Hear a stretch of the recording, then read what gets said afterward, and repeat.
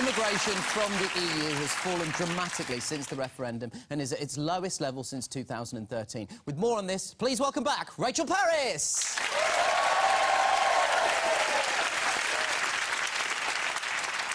Thank you. Thanks, Nish. So, as you say, immigration has indeed tumbled. And now that European citizens who've lived here for years are struggling to get settled status, the number of EU immigrants could drop even further. We did it! We did it! What did we do, Nish? It? That's right! We did it! But is it a good thing? It doesn't matter if it's good, Nish. It's done! We did it! We've won! We've won like we won the war, except instead of the foreigners shooting at us, they were growing our food, enriching our cultural life and lancing our nan's boils. And all we had to do was make the UK seem like an undesirable place to live by making it an undesirable place to live. So, this is my very British guide to reducing immigration where you live. First things first, tank the pound. There is nothing European economic migrants hate more than earning money which is worth way less. How worthless is the pound? Well, put it this way, I was in France this summer and I got slapped in a bureau de change. Here's a maths graph accurately depicting the pound's journey.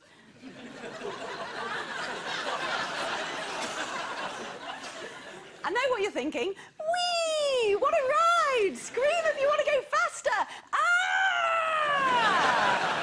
If immigrants don't like it, Nish, they can blooming well go and live and work in another European country. That's one of the great things about being a member of the EU. Bloody good system, actually. Next thing, create a bitterly divided society. Not many people want to live in a country where everyone hates each other, which is why creating a really nasty atmosphere is this season's must-have if you want to scare off those dreadful foreign doctors who keep us all alive. We've all been there. You've got friends over, but you kind of want them to leave, so you do a tactical dump on the living room carpet. And hey presto, the sofa's your own again. Next up, create entry requirements that rule out most people's jobs. Yes, Priti Patel wants to set the base level salary for migrant workers to over £36,000. So, Priti's automatically excluded the migrants we most need. For example, those in the care system, the NHS and agriculture. This is a classic political strategy known as punching yourself in the trousers. Exclude key workers, but allow bankers and advertising execs. What a utopia this fair isle will be. And sure, we can get by with a deficit of 11,000 doctors and 31,000 nurses, as long as no one gets ill or old. If you do insist on becoming ill or old, it will be seen as a sign that you don't believe in Britain, I'm afraid. Next, create food shortages. Famously, famine-hit countries have very low levels of immigration. Now, luckily for us, in the case of a no-deal Brexit, food imports are likely to be restricted. No one wants to live in a country where they know their kids are going to be malnourished, so that's going to be another big win for a country looking to reduce immigration. Nothing as a nation says you're winning like rickets. Finally, allow your country to sink into a dictatorship. Appointing yoke-haired hate-weeble Boris Johnson as Prime Minister to ride roughshod over our democratic norms sends a clear message to the world that we have lost our mind.